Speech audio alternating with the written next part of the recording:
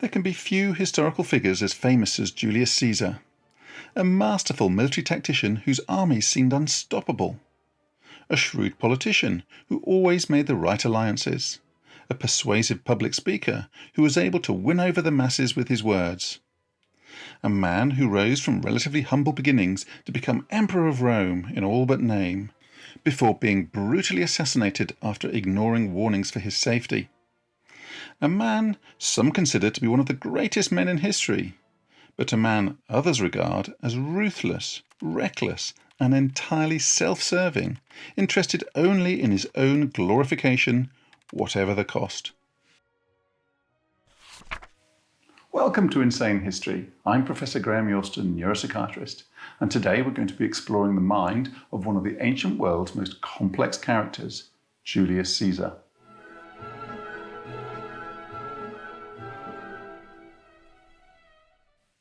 To find out what drove him to risk his life, to stake everything in the pursuit of power, and how it all slipped away when the ultimate prize was within his grasp.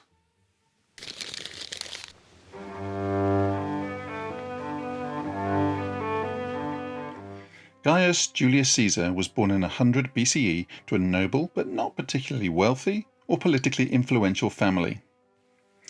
The Julii family traced their ancestry to the Trojan hero Aeneas, son of the goddess Aphrodite, who was one of the founding fathers of Rome. His father, also called Gaius Julius Caesar, was appointed praetor, the second highest of the Roman Republic's elected magistracies, and served in the province of Asia, modern-day Western Turkey. His mother, Aurelia, was known for her beauty and intelligence, and was held in high regard as an ideal Roman matron, a loyal wife who gave her children the best opportunities in education. A commonly believed myth about Julius Caesar is that he was born by caesarean section. There are no ancient sources for this, and we know his mother lived until he was in his 40s, and the earliest known C-section in which the woman actually survived wasn't until the 16th century. Prior to this, the procedure was performed only when the mother was dying or already dead, as an attempt to save the child for a state keen to increase its population or to allow separate burials for religious reasons. We don't know much about the specifics of Caesar's youth, other than that it was a time of immense political instability and bloody civil wars. Caesar's uncle Marius was on one side, and Sulla was on the other, with Sulla eventually coming out on top. Having seized power, Sulla then went on a rampage of savage reprisals against those who had supported his rival. Up to 1,500 nobles were executed without trial and their property proscribed or confiscated. Just prior to this, when Caesar was 16, his father had died suddenly, leaving him as head of the family, a family strongly identified with Marius. In Sulla's reign of terror, killing a prescribed person was rewarded with 2 talents of silver, one Roman talent being 32 kilograms of silver, or 9 work years for a skilled man, and helping or sheltering a proscribed person was punishable by death, with the result that, according to historian Plutarch, husbands were butchered in the arms of their wives, sons in the arms of their mothers. Caesar would have been all too aware of how dangerous it was for him, and when he refused to divorce his wife, Cornelia, on Sulla's orders, as she was the daughter of Cinna, another of Sulla's rivals, he was stripped of his inheritance and his position as a priest of Jupiter and forced into hiding. Eventually, the passage of time and the intercession of Caesar's mother and the Vestal Virgins cooled the flames of Sulla's desire for revenge, and Caesar was allowed back to Rome and to keep his wife, though not his money. But deciding that it was probably safer to be away from the city, he left to join the staff of the governor of Asia. While he was there, he travelled to Bithynia to collect naval reinforcements and stayed for quite some time, a lot of time, as a guest of King Nicomedes IV, which later led to taunts that he had been the Queen of Bithynia. In an attempt to quell the rumours, Caesar swore a formal oath to say that the story of his liaison with Nicomedes was untrue, which of course only fueled suspicions further. As a young officer, aged only 19, he was involved in the siege of Mytilene, a city on the island of Lesbos, which had rebelled against Roman rule and was harbouring pirates. For his bravery in saving another man's life in battle, he was awarded the civic crown, a high honour in the Roman Republic, marked by the wearing of an oak wreath, which obliged senators to stand when the holder entered a room. He then moved further east to the province of Cilicia, but as soon as he learned of the death of Sulla in 78 BCE, he returned to Rome. Using his already considerable skills as an orator, he attacked some of those who had profiteered from Sulla's proscriptions in the courts, but as a young man with as yet few connections, he had limited success against his wealthy and powerful targets, no doubt leaving him frustrated and wondering how he would ever make a name for himself. If you've ever suffered similar feelings and are looking for a therapist, you might wish to consider BetterHelp, the paid partner of this video.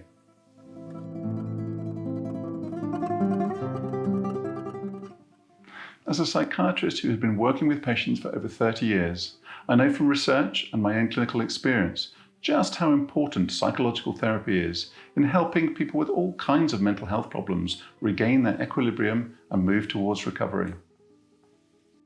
I also know that finding a therapist that suits your timetable isn't always easy, which is where BetterHelp can help, connecting you with a credentialed therapist who is trained to listen to give you helpful, unbiased advice. It's all very simple. First you go to their site, then BetterHelp will match you to a professional who has years of experience helping people. You can do it all from your phone, computer, via a phone call, video chat or messaging, however you feel most comfortable. And you'll be matched to a therapist, usually within 48 hours, so you can get started fast, all from the comfort of your own home.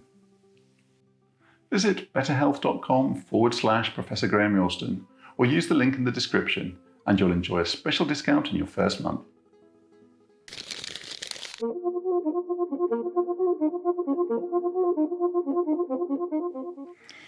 At some point in his 20s, Caesar decided to go to the island of Rhodes to study with the famous master of rhetoric Apollonius.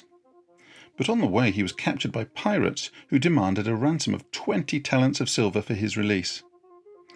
With all the hubris and bravado that brought him military success later in life, Caesar insisted that they should ask for more. 50 talents. That's over 1.5 tons of solid silver.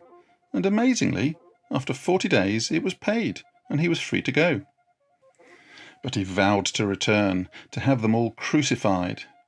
And, man of his word, this is precisely what he did.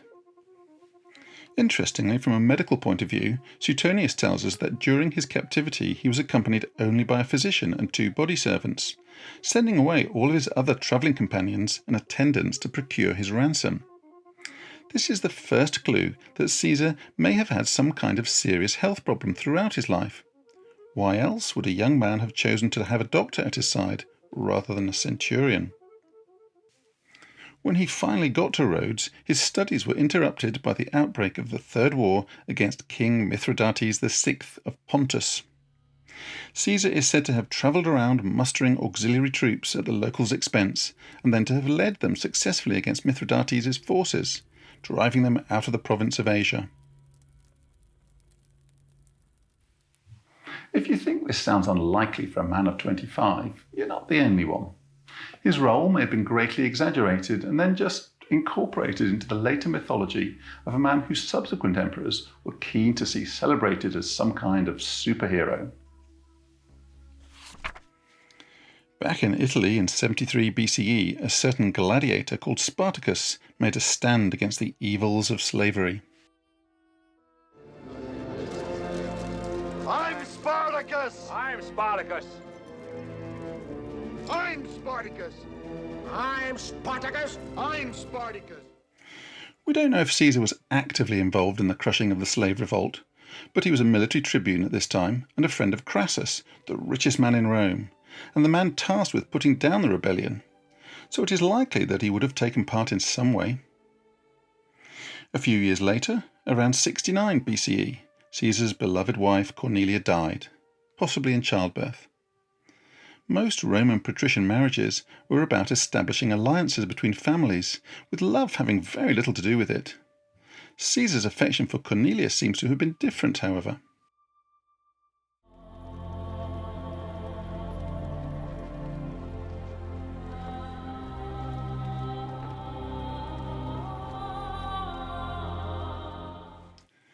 They had one daughter, Julia, who he left to be brought up by her grandmother, Aurelia, when he set off to take up the post of quaestor in Hispania Ulterior, or modern Spain.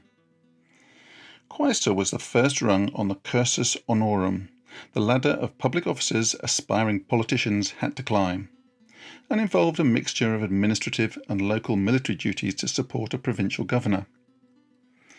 On seeing a statue of Alexander the Great, Caesar declared, "It is a matter for sorrow that while Alexander at my age was already king of so many peoples, I have as yet achieved no brilliant success."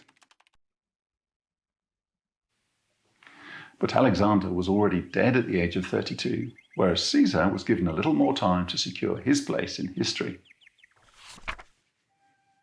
After 2 years, he returned to Rome and got married again to Pompeia, granddaughter of former dictator Sulla, and he aligned himself to the populares political faction, which favoured the common man more than the optimates, who were concerned only with the elite. He grew close to Pompey the Great, who had become one of the Republic's most successful generals at a very young age, when his ruthlessness earned him the nickname the Teenage Butcher. Over the next few years, Caesar continued his climb up the ladder by getting himself elected to various public offices, with accusations of bribery being flung around by all sides. In 62 BCE, he divorced Pompeia after a scandal in which a man was sneaked into a women's-only religious ceremony for the goddess Bona Dea, hosted by his wife. Although no adultery was ever proven, he ended the marriage because the wife of Caesar, in his role as Pontifex Maximus, the highest office in the state religion of Rome, charged with the upholding of piety and virtue, had to be above suspicion. Which is somewhat ironic, given that Caesar himself was often criticised for being husband to all the women in Rome. Casual liaisons with lower-ranking women were more or less expected of Roman patricians, but sleeping with wives of high status was regarded as the behaviour of a tyrant. The list of Caesar's bedroom conquests is almost as long as the list of provinces he marched over, including the wife of Crassus, and later the wife of Pompey. He is also said to have been intimate with Servilia, the mother of Brutus, about 9 months before he was born, meaning that one of his assassins may have been his own son.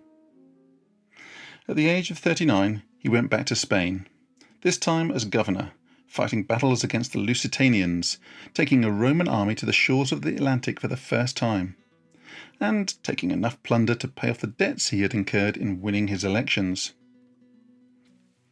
2 years later, with the help of Crassus and Pompey, he was elected consul, the highest public office of the Roman Republic. But he had to give up his right to lead his troops in a triumph in Rome to take up the post. He demonstrated considerable political skill in getting bills through the Senate, despite increasing suspicion and opposition. One of his first acts being the publishing of the minutes of senatorial meetings, making it more accountable to the people. He also showed he was not averse to using the power of the mob to ride over the obstructing tactics of his co-consul Bibulus and opponents in the Senate, or using his 17-year-old daughter to cover his flanks by marrying her off to Pompey, 30 years her senior. Young brides were not uncommon in Rome, as Caesar himself, aged 41, married Calpurnia, who was a similar age to his daughter around this time. After serving his year, he was made governor of Cisalpine Gaul, or northern Italy.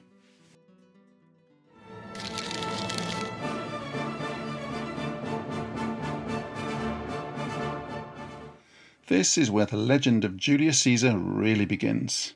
Over the next 7 years, his legions bludgeoned their way across northern Europe, winning victories against the Swiss, the Belgians, and the Germanic tribes. It was far from easy, and many of his victories were hard won at great cost. At the Battle of the Sambre, Things were not going well, and Caesar could see some of his men were faltering and trying to get to the rear, so he took a shield and went to the front line. Calling his centurions by name, he ordered them to advance, boosting the soldiers' morale and seizing back the initiative. He also crossed into Britain twice. The first time, with only 2 legions, was little more than a scouting mission, but the second, in 54 BCE, was a major invasion with 800 ships and 5 full legions, between 20 and 30,000 men. The motivation for this is unclear, as he did not establish lasting Roman rule. He may have been looking for precious metals, or simply have been trying to keep himself in the public eye in Rome during the consulship of his rivals. Another of his astonishing military achievements was the building of a bridge across the Rhine in only 10 days to secure the Republic's eastern boundary by demonstrating to plundering Germanic tribes that a Roman army could come after them at any time. And he did this not once, but twice, further adding to his prestige back where it really mattered, Rome. He brought the whole of Gaul, modern France, Belgium and Western Germany under Roman rule, fighting 30 pitched battles, capturing 800 towns and killing over 1 million warriors and enslaving 1 million more. And it would be wrong to think of the Gauls as disorganized primitives, easy pickings for the sophisticated Romans. Gallic tribes had dominated northern Europe for centuries and had famously sacked Rome 300 years previously after the Battle of Allia in 387 BCE.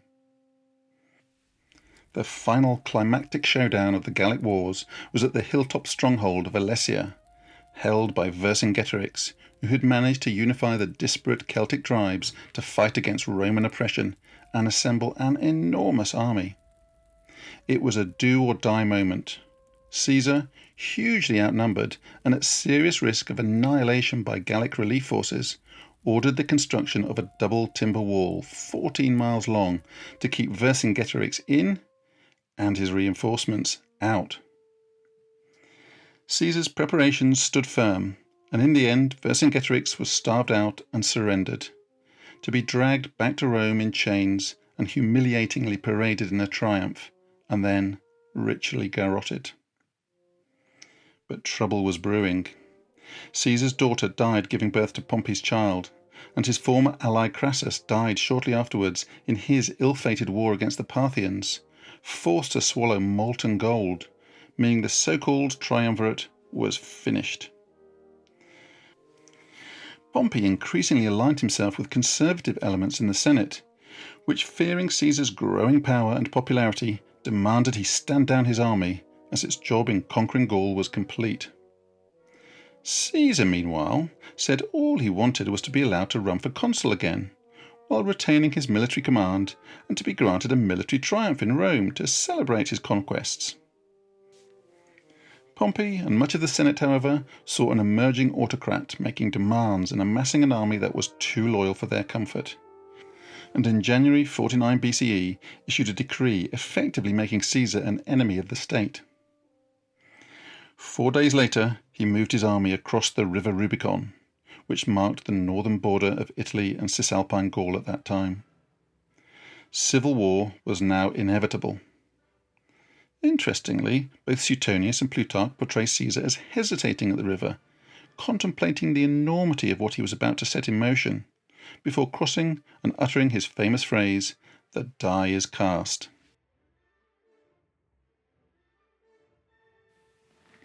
But this seems unlikely to me. Caesar was known for his incisive thinking and bold actions, and in reality, the die had already been cast by the Senate declaring him an enemy of the state. As Caesar and his forces moved south towards Rome, Pompey and most of the Senate fled, and he was left to enter the city unopposed. He reinstated the tribunes of the plebs and portrayed himself as a benevolent restorer of the rule of law. And over the next 2 years, Caesar led his troops to victory after victory against his one-time ally Pompey at battlefields across Europe and North Africa. After the decisive battle at Pharsalus in Greece, Pompey fled to Egypt, with Caesar in hot pursuit. But, much to his annoyance, Pompey was murdered by a former Roman officer working for the pharaoh Ptolemy XIII, probably on his orders to win favour with Caesar. With the Roman civil war effectively over, Caesar decided to stay in Egypt and support not Ptolemy, but his sister Cleopatra, in more ways than one, in her battle for supremacy. Their alliance resulted in a child, Caesarion, Caesar's only natural son, although he never acknowledged him as such, and he may not even have been born in Caesar's lifetime, making the magnificent entrance to Rome scene of Queen Elizabeth Taylor pure Hollywood.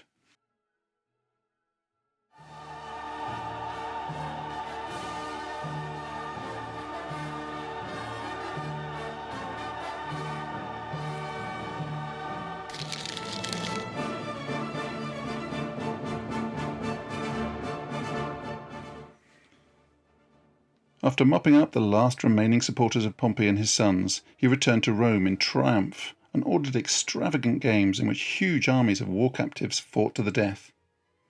The Senate appointed him dictator for 10 years, and he embarked on an ambitious legislative programme. He also began preparations for a campaign to Parthia to avenge Crassus's death 11 years previously and extend Roman rule further east. But despite his initial popularity, Rome's traditional hatred of kings and tyrants made even the poorer people, his most fervent supporters, nervous. He started wearing imperial purple. His portrait appeared on coins, the first living Roman to do so. He held games in honour of himself and his armies, and he sat on a golden chair in the Senate, all a bit king-like. And his public rejection of a crown offered by Mark Antony didn't really fool anyone. He also reformed the calendar, naming Quintilis, the month in which he was born, Julius. But when he halved the grain dole, or quantity of free grain given out to Roman citizens, the mob was not happy and graffiti started appearing. In February 44 BCE, he was declared Dictator Perpetuo, or perpetual dictator. Historically, Rome had appointed dozens of men dictator, but for fixed periods of time and in response to a particular threat or issue. What was being proposed now was very different. Julius Caesar was being made an emperor in all but name. A group of increasingly concerned senators had been conspiring for some time to rid the Republic of its emerging tyrant before it was too late. When Caesar announced his departure for Parthia on the Ides of March, or midpoint of the month of the Roman god of war Mars, a traditional day of celebration, they knew they had to act, as once gone, he would be away for several years. News of the conspiracy leaked out, and a haruspex, or soothsayer, who divined the future by inspecting the entrails of sacrificed animals, warned him to beware the Ides of March. His wife Calpurnia also dreamed of his murder, and begged him not to go. Caesar, however, ignored the warnings and travelled to the Senate without a guard. On the way he passed the soothsayer and joked that the Ides of March had come and he had not been harmed, to which the seer replied, "They are come, but they are not yet gone." On his arrival he was stabbed 23 times, the final blow to his ribs proving fatal. Some accounts say that he remained silent. Others report his final words on seeing Brutus as, "You too, child?" Perhaps reflecting that the gossip about him being Brutus's father was true. Brutus and his co-conspirators then marched through the city announcing, "People of Rome, we are once again free." But the streets were silent as the citizens of Rome had locked themselves inside their houses as soon as rumours of what had taken place began to spread. According to Suetonius, Caesar's body lay untouched for some time, until 3 slaves put him on a litter and carried him home, with one arm hanging limply down. He was 55.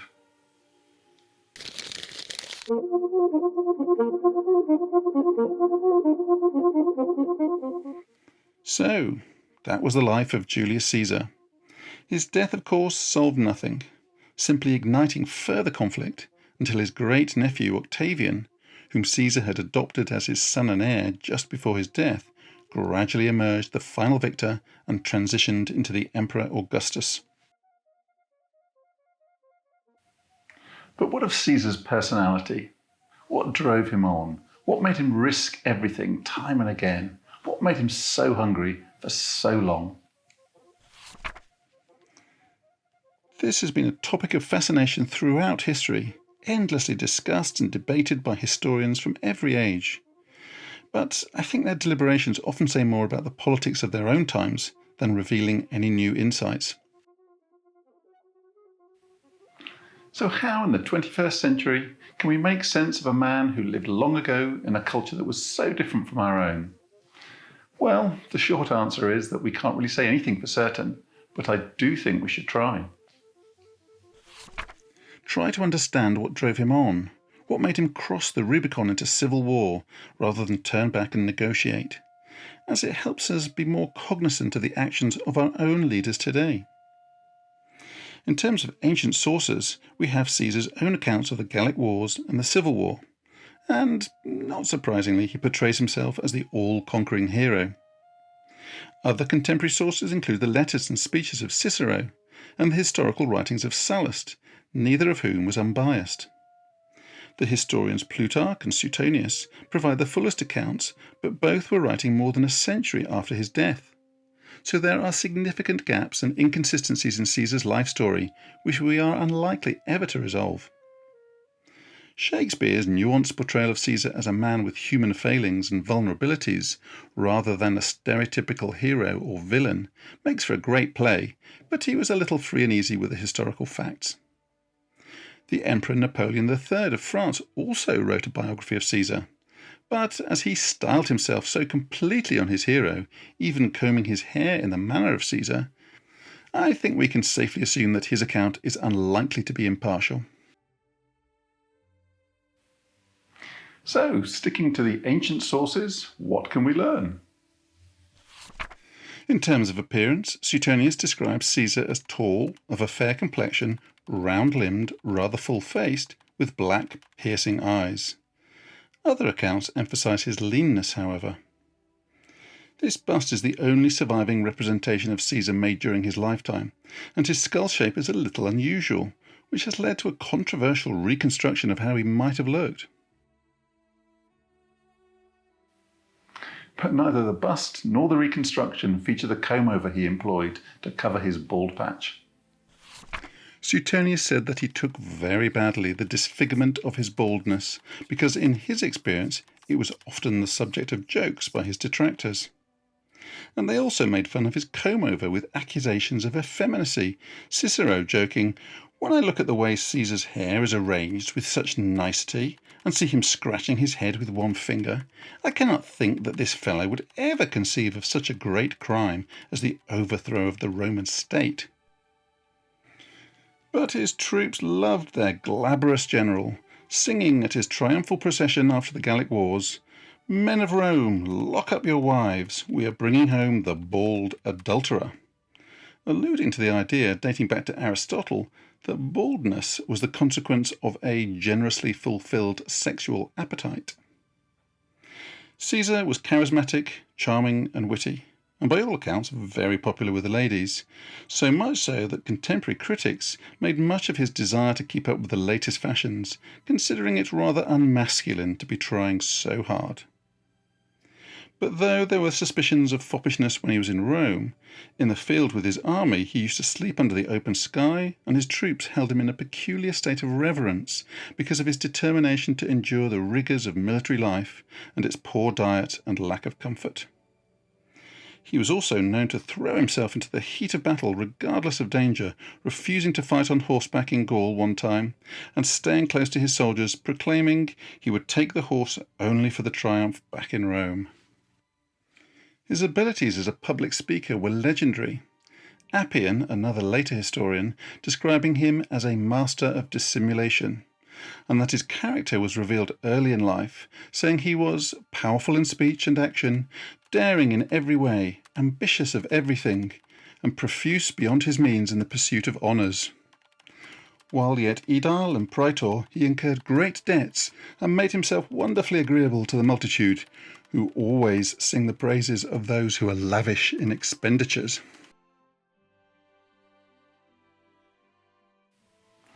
praise for his natural abilities, but also an acknowledgement of his willingness to buy popularity. Others praise Caesar's remarkable vigour and swiftness of thought. Suetonius describes his ability to think on the move and react instantaneously to changing circumstances, and his readiness to commit forces to take advantage of any opportunity without exhaustive planning. He was also famous for his prodigious memory and being a serious multitasker. Pliny notes that he could read, write, and dictate 4 letters to his secretaries all at the same time.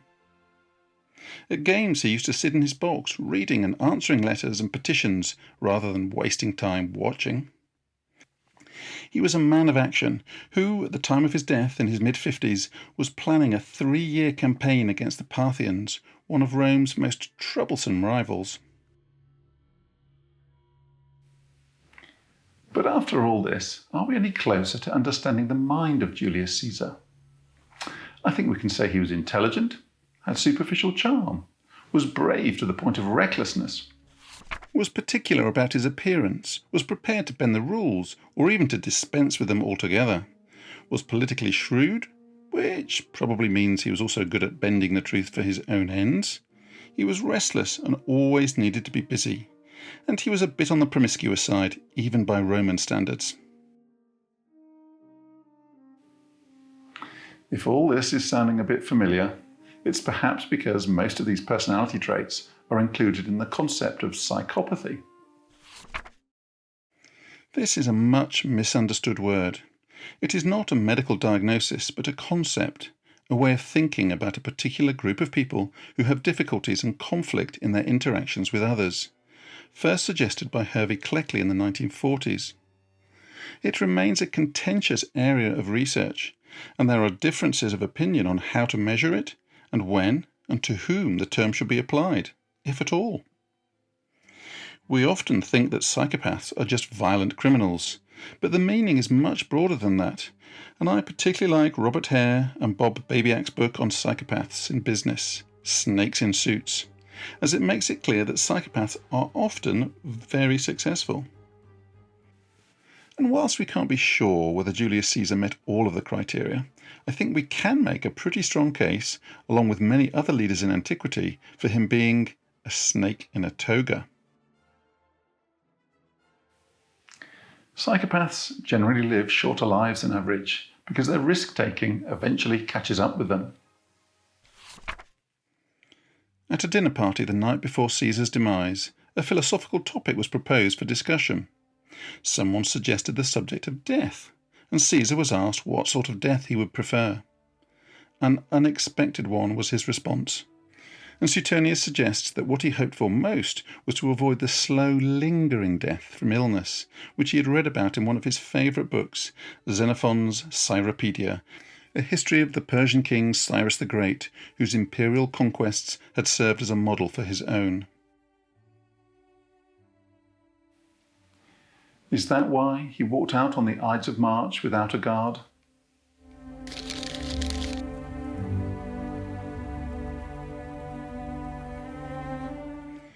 Was it a desire to shuffle off his mortal coil at the peak of his powers, his body undiminished by old age, his reputation untarnished by any inglorious actions he might need to take to keep hold of his position? Or was it the unthinking hubris or arrogance of a man accustomed to victory and overcoming his enemies, whatever the odds? Or could it have been the impaired judgment of a brain disorder which had been affecting him over the previous 2 years? Suetonius tells us he was sound of health, except that towards the end he was subject to sudden fainting fits, and to nightmares as well. He was twice attacked by the falling sickness during his campaigns. Plutarch records that he had distemper in the head and was subject to epileptic fits, a trouble which first attacked him in Corduba. Caesar was in Corduba, modern-day Cordoba, at least 4 times over the course of his life, and Plutarch doesn't tell us which visit he was speaking of, but the timeline would fit best with his pursuit of Pompey into Spain in 45 BCE. Interestingly, Plutarch gives two different accounts of the Battle of Thapsus in modern-day Tunisia in 46 BCE, less than a year before his death, in which Caesar destroys the last remnants of Pompey's supporters. In one account, Caesar displays tactical brilliance and slays 50,000 of the enemy with a loss of only 50 of his own men. But Plutarch also gives an alternative account in which Caesar was not involved in the action. As he was marshalling his army, his usual sickness laid hold of him. He, at once aware that it was beginning, before his already wavering senses were altogether confounded and overpowered by the malady, was carried to a neighbouring tower, where he stayed quietly during the battle. This sounds like the aura before a seizure, but historians have also interpreted it as a convenient way of distancing Caesar from the actions of his troops, who went on the rampage after the battle, slaughtering Pompey's supporters without let, even turning on their own officers when they tried to intervene. Plutarch also describes an episode when Caesar did not rise to greet a group of senators who wished to offer him the emperor's crown. They were insulted by his actions, but he apologized, saying he had an illness in which his senses do not remain steady, but are speedily shaken and whirled about, bringing on giddiness and insensibility. However, Plutarch was clear that Caesar was using his illness as an excuse on this occasion and contrasts it to the earlier episodes. So it seems that both historians were clear, in their own minds at least, that Caesar had epilepsy, known in Roman medicine as morbus comitialis, as an attack could spoil or break up a committee or assembly of people. There are lots of different theories about other medical conditions that might have affected him, including Meniere's disease and diarrhea caused by celiac disease. Some have suggested he feigned epilepsy to convince people that he had a disease that for some still suggested a closeness to the gods. Another possibility is that he had malaria, as Suetonius says he had quartan ague or malaria in his youth. But again, the Romans were very familiar with malaria and would surely have recognized it as such. I believe there is strong evidence that Caesar did suffer from epileptic seizures, based on the accounts in the ancient sources, and because several of his close relatives, including the Emperor Caligula, also had epilepsy. I go into more detail about his epilepsy and the possible reasons for it in my earlier video on Julius Caesar, including the possibility that he might have picked up a tapeworm in his brain on his campaigns in the eastern provinces and Africa. As well as causing epilepsy, tumours, arteriovenous malformations and tapeworm larvae in the brain can affect behaviour. Anything that damages the frontal lobes of the brain or its connections can affect judgment, planning and risk perception. Therefore, if Caesar had a brain disorder, it could explain why he dismissed his guards and the warnings and walked out alone, unprotected, to his death. But there is another explanation for his behaviour we have not so far considered: that he wanted to die. His office of dictator for life was uncomfortably close to kingship, something abhorred by the Romans for centuries. Did he choose death rather than risk his legacy being tainted with accusations of tyranny? Or was he so aware of his deteriorating health that he preferred to go while still in full command of his body and mind, rather than descending into decrepitude? Suetonius gives a strong hint, saying that Caesar left in the minds of some of his friends the suspicion that he did not wish to live longer, and had taken no precautions because of his failing health. But, as with so many of the other subjects of my videos where there is incomplete or conflicting information, all we can finally say is, yes, you've guessed it, we'll probably never know for sure.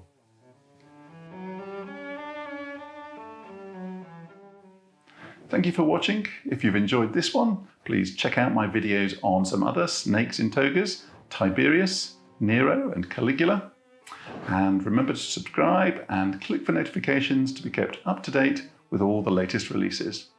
But apart from that, I'll say goodbye for now, and I hope to see you again soon. Goodbye.